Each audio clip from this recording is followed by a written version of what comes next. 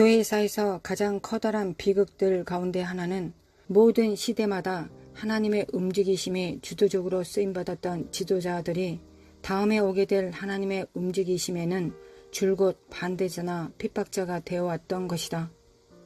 지금까지 이러한 추세는 실패해왔다. 증가하는 권능과 권위를 주님께서 풀어 넣으시려고 하는 사람들을 정결케 하고 또한 겸손하게 하기 위해 주님은 이러한 추세를 사용하고 계시지만 이것은 여전히 커다란 비극이다. 수많은 지도자들이 스스로를 하나님의 다음 움직이심에 대한 방해물로 만들면서 자신들의 삶을 낭비해 왔다. 하나님의 어떤 움직이심에서 지도자들로 하여금 다음에 일어나게 될 하나님의 움직이심에 대한 반대자가 되도록 하는 원인은 무엇일까?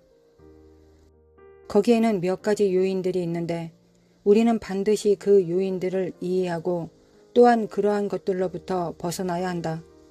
그렇지 않으면 우리는 그들과 동일한 일을 하는 것으로 우리의 삶을 마감하게 될 것이다. 우리는 결단코 그런 실수를 반복하지 않을 것이라고 생각하고 또한 말할지도 모르겠다. 그러나 그것은 그렇게 함으로써 자기들의 삶을 마치는 사람들 모두가 공통적으로 생각했고 말했던 내용이다. 그런즉 선줄로 생각하는 자는 넘어질까 조심하라. 고린도전서 10장 12절. 우리로 하여금 우리가 어떤 것은 하지 않을 것이다 라고 우리로 하여금 추측이나 가정을 하게 하는 자만심이 결과적으로 그 일을 행하도록 하는 요인들 가운데 한 가지이다. 실제로 이 문제는 교회 역사보다 더 오래되었다. 이 세상에 처음으로 태어났던 바로 그 두 형제들에게 거슬러 올라가게 된다. 우리가 서로 사랑할지니 이는 너희가 처음부터 들은 소식이라. 가인같이 하지 말라. 저는 악한 자에게 속하여 그 아우를 죽였으니 어찐 연고로 죽였느냐? 자기의 행위는 악하고 그 아우의 행위는 의로움이니라. 요한일서 3장 11절부터 12절. 성령의 새로운 움직이심들은 줄곧 교회에 더 많은 빛을 회복하는 결과를 가져왔다. 이 빛은 새로운 진리가 아니라 교회 역사의 암흑의 시기들을 지나오면서 교회에 의해서 잃어버렸던 진리들이다. 우리가 그러한 반대를 무엇이라고 부르든 관계없이 그런 반대나 적대적인 태도에 대한 근본적인 이유는 바로 질투심이다.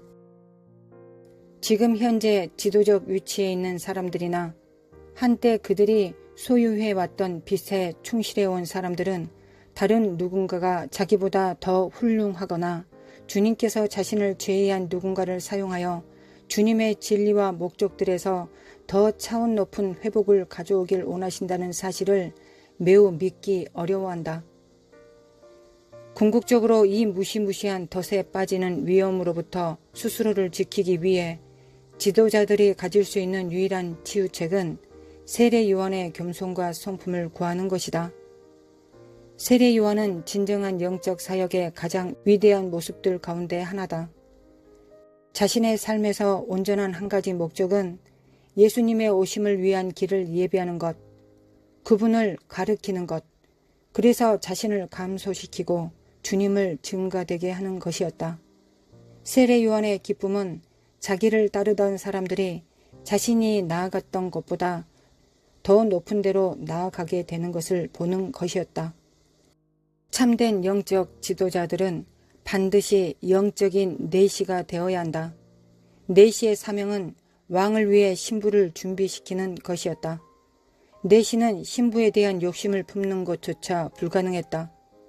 그렇지만 그의 가장 커다란 기쁨은 왕이 기뻐하는 것에 있었다.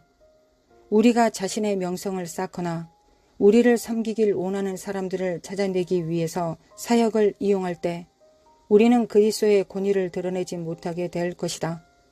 바울은 우리에게 다음과 같이 공고한다. 아무 일에든지 다툼이나 허용으로 하지 말고 오직 겸손한 마음으로 각각 자기보다 남을 낮게 여기고 각각 자기 일을 돌아볼 뿐더러 또한 각각 다른 사람들의 일을 돌아보아 나의 기쁨을 충만케 하라. 너희 안에 이 마음을 품으라. 곧 그리스도 예수의 마음이니 그는 근본 하나님의 본체시나 하나님과 동등됨을 취할 것으로 여기지 아니하시고 오히려 자기를 비워 종의 형체를 가져 사람들과 같이 되었고 사람의 모양으로 나타나셨음에 자기를 낮추시고 죽기까지 복종하셨으니 곧 십자가의 죽으심이라. 이러므로 하나님이 그를 지극히 높여 모든 이름 위에 뛰어난 이름을 주사. 빌립보서 2장 3절부터 9절. 이것이 바로 지도력 가운데 그분을 따르게 될 모든 사람들을 위해 예수님께서 정하신 모형이다. 권위와 지위 앞에서 겸손해야 한다. 누가복음 4장 11절에서 주님은 이렇게 말씀하셨다. 누구든지 무릇 자기를 높이는 자는 낮아지고 자기를 낮추는 자는 높아지리라. 여기서 핵심이 되는 말은 누구든지이다. 야고보가 여기에 덧붙여 말한다. 주 앞에서 낮추라. 그리하면 주께서 너희를 높이시리라. 야고보서 4장 10절. 베드로 역시 이렇게 말한다. 그러므로 하나님의 능하신 손 아래서 겸손하라. 때가 되면 너희를 높이시리라. 베드로전서 5장 6절.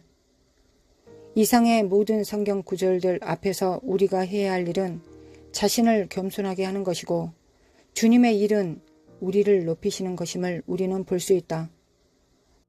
만일 우리가 주님의 일을 한다면 주님은 우리의 일을 하실 것이요. 또한 주님은 그들 중 한 가지를 우리가 할 수 있는 것보다 훨씬 더 잘할 수 있다.